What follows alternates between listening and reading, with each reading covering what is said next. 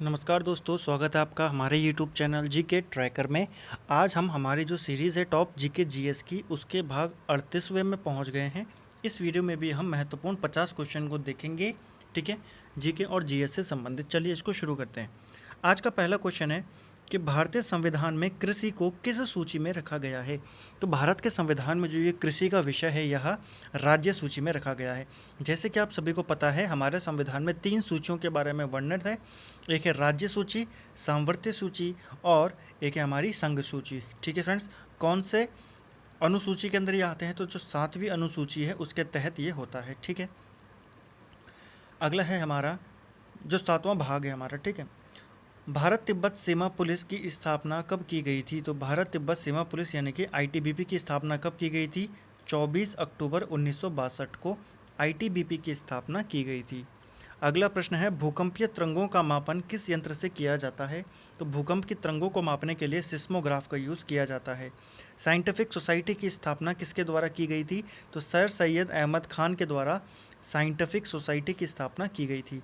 Roulette act के विरोध में लगान न देने का सुझाव किसने दिया था? तो यह सुझाव दिया था स्वामी श्रद्धानंद ने। पृथ्वी अपनी धुरी पर घूमती है, यह सर्वप्रथम किसके द्वारा प्रतिपादित किया गया था? तो यह बताया था कोपरनिकस ने। ठीक है, इसी ने सबसे पहले बताया था। बॉरलॉग पुरस्कार कब प्रारंभ किया गया था? तो देखिए, बॉरलॉग जो पुरस्कार है यह 1973 में प्रारंभ किया गया था।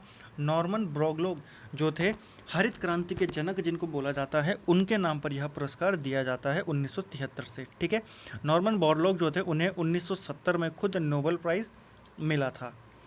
किसके नाम से प्रतिवर्ष संसद में वित्त मंत्री द्वारा बजट पेश किया जाता है? तो राष्ट्रपति के नाम पर संसद के अंदर बजट पेश होता है।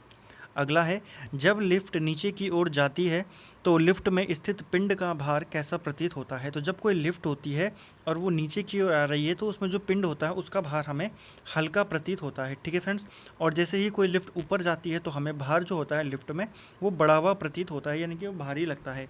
और अगर पिंड तेजी से नीचे को गिर जाए तो उसमें क्या होता है, शून्य की स्थिति उत्पन्न हो जाती है। ठीक है फ्रेंड्स, यानी कि वहाँ पर जो ज़ीरो कंडीशंस होती है, ज़ीरो ग्रेविटी, वो वहाँ पर अप्लाई हो जाता है। अगला है, पूना में महिला विश्वविद्यालय की स्थापना कब की गई थी? तो पूना में खोला गया था महिला विश्वविद्यालय 1916 में। ये प्रश्न ऐसे भी बन सकता है कि 1916 में महिला विश्वविद्यालय की स्थापना कहाँ की गई थी? पूना में। और किसके काल में की गई थी? तो लॉर्ड जो चेम्सफोर्ड थे उस समय भारत का वाइसरॉय, उसके काल पर यह किया गया था। अगला प्रश्न है, पोंगल त्यौहार किस राज्य में मनाया जाता है? तो पोंगल जो त्यौहार है यह तमिलनाडु में मनाया जाता है। किसी वस्तु के वेग को दोगुना करने पर वस्तु की गतिज ऊर्जा कितनी हो जाती है? देखिए, गतिज ऊर्जा यानी कि काइनेटिक एनर्जी, और अगर हम वेलोसिटी को डबल कर दें तो काइनेटिक एनर्जी में क्या प्रभाव पड़ेगा? काइनेटिक एनर्जी का फॉर्मूला होता है हाफ mv²। तो यहाँ पर देखिए डायरेक्टली प्रोपोर्शनल है पहली बात तो, और ये स्क्वायर में है, तो अगर ये 2 गुना होगा तो ये सीधा सीधा 4 गुना हो जाएगा। ठीक है फ्रेंड्स, कई बार ये उल्टा भी पूछ लेता है कि अगर गतिज ऊर्जा आधी हो जाए तो ये कितना हो जाएगा? तो ये 1/4 हो जाएगा। किसके नाभिक में न्यूट्रॉन नहीं होता है? तो हाइड्रोजन के नाभिक में न्यूट्रॉन नहीं होता है।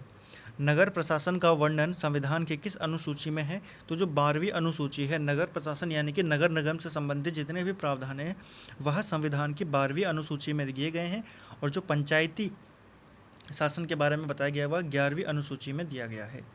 पुष्यमित्र शुंग किस धर्म का अनुयायी था? तो जो पुष्यमित्र शुंग था यह ब्राह्मण धर्म का अनुयायी था। ठीक है, मगध पर ब्राह्मण जो वंश था उसकी स्थापना अगर पूछता है किसने करी थी, तो पुष्यमित्र शुंग ने ही करी थी, और इसने 2 बार अश्वमेध यज्ञ किया था जो इसका पुरोहित था पतंजलि की सहायता से। ठीक है, कई बार क्वेश्चन पूछता है, और पतंजलि ने इसकी जानकारी कि पुष्यमित्र शुंग ने 2 बार अश्वमेध यज्ञ कराया था वह अपने ग्रंथ महाभाष्य ग्रंथ में लिखा है। ठीक है फ्रेंड्स, तो ये क्वेश्चन बन सकते हैं।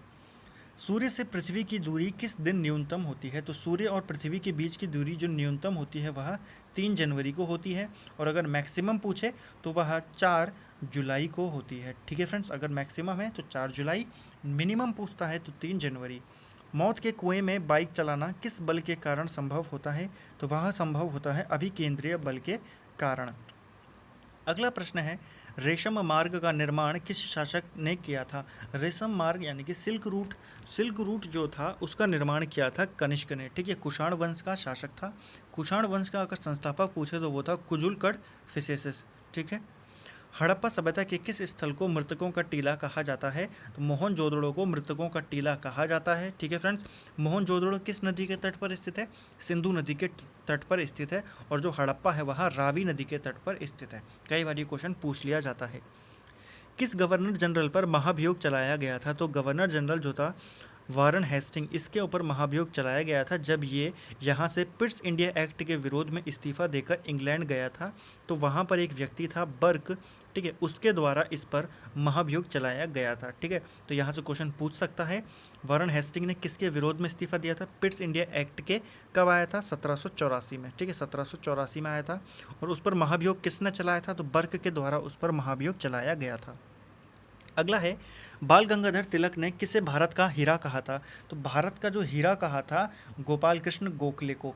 किसने कहा था? बाल गंगाधर तिलक ने। गोपाल कृष्ण गोखले महात्मा गांधी के राजनीतिक गुरु थे।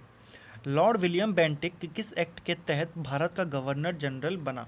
तो जो विलियम बेंटिक था वो पहले बंगाल का गवर्नर था, ठीक है, लेकिन वो भारत का गवर्नर जनरल किस एक्ट के तहत बना? 1833 एक्ट के तहत, ठीक है फ्रेंड्स।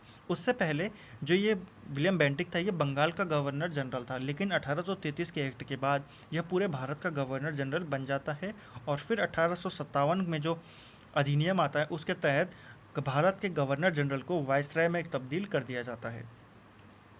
कुषाण काल के दौरान मूर्तिकला की कौन सी शैली विकसित हुई थी? तो कुषाण काल जो चला था उसके दौरान गंधार शैली विकसित हुई थी, ठीक है। कुषाण काल का सबसे फेमस या सबसे प्रसिद्ध जो शासक था वह था कनिष्क, जिसकी राजधानी थी पुरुषपुर यानी कि वर्तमान पेशावर।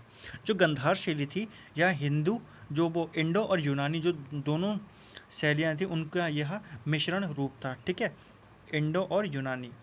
विश्व शिक्षक दिवस कब मनाया जाता है? तो विश्व शिक्षक दिवस 5 अक्टूबर को मनाया जाता है। और अगर भारत की बात करें तो भारत में राष्ट्रीय शिक्षा दिवस 5 सितंबर को मनाया जाता है, ठीक है फ्रेंड्स, 5 सितंबर को। किसकी याद में या किसके जन्म दिवस पे मनाया जाता है? तो भारत के जो पहले उपराष्ट्रपति थे, उपराष्ट्रपति डॉक्टर सर्वपल्ली राधाकृष्णन के जन्म दिवस पर। भारत में सीसा का सर्वाधिक भंडार किस राज्य में है? सीसा यानी कि लेड। तो लेड का जो सर्वाधिक भंडार है वह राजस्थान में स्थित है। ऑस्कर पुरस्कार किस वर्ष प्रारंभ किए गए थे? तो 1929 में ऑस्कर देने शुरू किए गए थे। भारतीय सिनेमा का पिता किसे कहा जाता है? तो भारतीय सिनेमा का पिता दादा साहब फाल्के को कहा जाता है, ठीक है फ्रेंड्स। इन्होंने ही सबसे पहले जो फिल्म बनी थी भारत में 1913 के आसपास, राजा हरिश्चंद्र, वो इन्होंने बनाई थी, ठीक है फ्रेंड्स। और इन्हीं के नाम पर भारतीय सिनेमा का सर्वोच्च पुरस्कार जो है दादा साहब फाल्के पुरस्कार दिया जाता है। कब से दिया जाता है ये भी पूछ लेता है, तो 1969 से दिया जाता है। और अभी 50वां जो लेटेस्ट दिया गया था वह दिया गया था अमिताभ बच्चन को, ठीक है फ्रेंड्स। जो पहला दिया गया था वह देविका रानी को दिया गया था। तो यहाँ पर एक पॉइंट बना रखा है हमने, 1969 से अवार्ड शुरू हुआ था। अगला प्रश्न है दबी हुई स्प्रिंग में कौन सी ऊर्जा होती है? तो दबी हुई स्प्रिंग में स्थितिज ऊर्जा यानी कि जो पोटेंशियल एनर्जी होती है वो होती है। देखिए एनर्जी दो प्रकार की होती है, काइनेटिक एनर्जी और पोटेंशियल एनर्जी। काइनेटिक एनर्जी वो होती है जो किसी वस्तु के उसकी गति के कारण होती है, और पोटेंशियल एनर्जी वो होती है जो उसके पोजीशन के कारण होती है, ठीक है फ्रेंड्स। महात्मा गांधी को चंपारण आने का न्योता किसने दिया था? तो राजकुमार शुक्ल जो कि एक चंपारण का एक किसान था, उसने महात्मा गांधी को चंपारण आने का न्योता दिया था। लाल बहादुर शास्त्री जयंती कब मनाई जाती है? तो लाल बहादुर शास्त्री जी की जयंती भी 2 अक्टूबर को मनाई जाती है, ठीक है फ्रेंड्स, महात्मा गांधी के साथ। यदि दो स्थानों के बीच 90 डिग्री देशांतर का अंतर है तो उनके समय के बीच कितना अंतर होगा? देखिए 1 घंटे में कितना होता है, अगर हम बात करें 1 डिग्री देशांतर की, तो 1 डिग्री देशांतर को कवर करने में 4 मिनट का समय लगता है, ठीक है। तो ऐसे ही अगर हम 1 घंटे की बात करें तो 1 घंटे में आप कितना डिग्री चल पाएंगे? 1 घंटे में आप चल पाएंगे केवल 15 डिग्री देशांतर, ठीक है। अब ये बोल रहा है 90 डिग्री देशांतर, तो 90 डिग्री जाने में आपको 6 घंटे लग जाएंगे, क्योंकि 1 घंटे में 15 डिग्री और 6 घंटे में 90 डिग्री। सर्वाधिक मुस्लिम जनसंख्या वाला देश कौन सा है? तो सबसे ज़्यादा मुस्लिम जनसंख्या किस देश में रहती है? वह है इंडोनेशिया, ठीक है friends.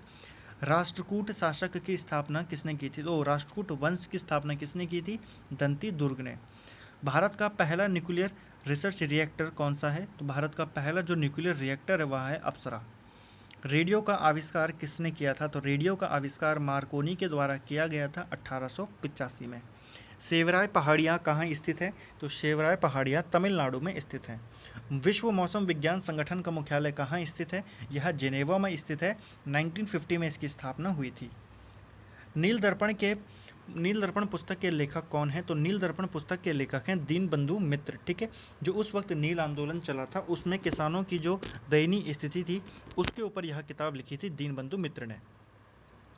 Akhil Bharatiya trade union Congress की स्थापना कब हुई थी? ये स्थापना 1920 में हुई थी। मुंबई में ये स्थापना हुई थी और इसके पहले अध्यक्ष थे लाला लाजपत राय। कई बार ये भी पूछ लेता है कि अखिल भारतीय ट्रेड यूनियन कांग्रेस के जो पहले अध्यक्ष थे वो कौन थे? तो वो थे लाला लाजपत राय, ठीक है फ्रेंड्स। किस घटना के कारण आकाश नीला दिखाई देता है? तो प्रकीर्णन के कारण आकाश जो है वह नीला दिखाई देता है। विश्व का सबसे पुराना खादान कौन सा है? तो विश्व का सबसे पुराना खादान है जौ। ग्राम पंचायत का सदस्य बनने हेतु न्यूनतम आयु सीमा कितनी है? तो 21 वर्ष की आयु सीमा होनी चाहिए। राष्ट्रमंडल के कुल कितने सदस्य देश हैं? तो राष्ट्रमंडल में अभी कुल 54 सदस्य देश हैं। इसका जो मुख्यालय है वह लंदन में स्थित है और जो इसके पहले अध्यक्ष थे वो थे जॉर्ज सस्टम, ठीक है। जो 6वें जॉर्ज थे वो इसके अध्यक्ष थे पहले। G8 की स्थापना कब हुई थी? तो G8 की स्थापना हुई थी 1948 में, ठीक है। जो 8 विकसित देशों का जो ग्रुप बनाया गया था 1945 में बनाया गया था, लेकिन अब यह G7 रह गया है, ठीक है, क्योंकि इसमें से रशिया बाहर चला गया है, ठीक है। तो इसमें आपके कौन कौन से देश आते हैं? आपका अमेरिका आता है, ठीक है, आपका इसमें ब्रिटेन आता है, जर्मनी आता है, ठीक है, कनाडा आता है, फ्रांस आता है, ठीक है फ्रेंड्स। तो ऐसे ऐसे कुछ देश इसमें आते हैं। 2 देश और आते हैं, ठीक है, जर्मनी है, जर्मनी तो हो गया हमारा। तो इसमें 7 देश कुल मिला के अभी हैं, रशिया इससे चला गया है, ठीक है। ट्रिक इसकी आप याद रख सकते हैं, अब जाके फ्राई हुआ जर्मनी, ठीक है। तो आ से अमेरिका हो जाएगा, बा से ब्रिटेन हो जाएगा, जा से जर्मनी हो जाएगा, का से कनाडा हो जाएगा, फ्रा से फ्रांस हो जाएगा, ई से इटली हो जाएगा और जापान भी आ जाएगा, ठीक है फ्रेंड्स। तो ये 7 देश इसके अंदर शामिल हैं। अगला प्रश्न है, रावत भाटा परमाणु विद्युत संयंत्र केंद्र कहाँ स्थित है? तो रावत भाटा परमाणु विद्युत संयंत्र केंद्र जो है यह राजस्थान में स्थित है, ठीक है फ्रेंड्स। क्लोरोफिल में क्या पाया जाता है? तो क्लोरोफिल में कौन सा तत्व पाया जाता है? मैग्नीशियम तत्व। कलिंग विजय से पूर्व अशोक किस धर्म का अनुयायी था? तो कलिंग विजय से पहले अशोक शैव धर्म का अनुयायी था, ठीक है फ्रेंड्स। अशोक गद्दी पर कब बैठा था ये भी पूछ लेता है, 268 ईसा पूर्व में। अशोक ने कलिंग पर कब आक्रमण किया था? 261 ईसा पूर्व में, ठीक है। और इस युद्ध के बाद अशोक ने जो युद्ध नीति थी उसको छोड़ दिया था और धम्म नीति को उसने अपना लिया था और शैव धर्म की जगह वह बौद्ध धर्म का शरणार्थी बन गया था, ठीक है। बौद्ध धर्म को वह अपनाने लगा था। अशोक को बौद्ध धर्म की जो शिक्षा दी गई थी वह उपगुप्त के द्वारा दी गई थी, ठीक है। अगला प्रश्न है, एनाबीना और एजोला उर्वरक का प्रयोग किस फसल में किया जाता है? तो यह चावल की फसल में किया जाता है, ठीक है फ्रेंड्स। अगला प्रश्न है, विश्व में सर्वाधिक ज्वालामुखी किस महासागर के आसपास स्थित हैं? तो विश्व में सर्वाधिक ज्वालामुखी जो है वह प्रशांत महासागर के आसपास स्थित हैं। दक्षिणी गोलार्ध में सबसे छोटा दिन कब होता है? तो दक्षिणी गोलार्ध का सबसे छोटा दिन 21 जून को होता है और अगर सबसे बड़ा दिन बात करें दक्षिणी गोलार्ध की तो वह 22 दिसंबर को होता है। उत्तरी गोलार्ध में इसका उल्टा होता है, सबसे छोटा 22 दिसंबर, सबसे बड़ा 21 जून, ठीक है। दक्षिणी गोलार्ध में ऑस्ट्रेलिया आता है। कई बार ये क्वेश्चन पूछ लेता है कि ऑस्ट्रेलिया किस गोलार्ध में स्थित है? दक्षिणी गोलार्ध में। तो ये थे फ्रेंड्स हमारा जो 38वां भाग था टॉप जीके जीएस क्वेश्चंस का। तो आपने इसके महत्वपूर्ण 50 क्वेश्चंस को देखा। अभी आप हमारी जो प्रीवियस सीरीज़ हैं, वीडियोस हैं, इस प्ले लिस्ट में जाकर आप उनको देख सकते हैं। शुरू से 38 भाग इसके बन चुके हैं। बहुत ही ज़्यादा इंपॉर्टेंट क्वेश्चन है, लगभग 3000 प्रश्नों का यहाँ पर संग्रह ये हो चुका है, ठीक है फ्रेंड्स। तो आपको अगर यह वीडियो पसंद आता है तो आप वीडियो को लाइक करें, चैनल को सब्सक्राइब करें और वीडियो को ज़्यादा से ज़्यादा शेयर करें। Thank you friends.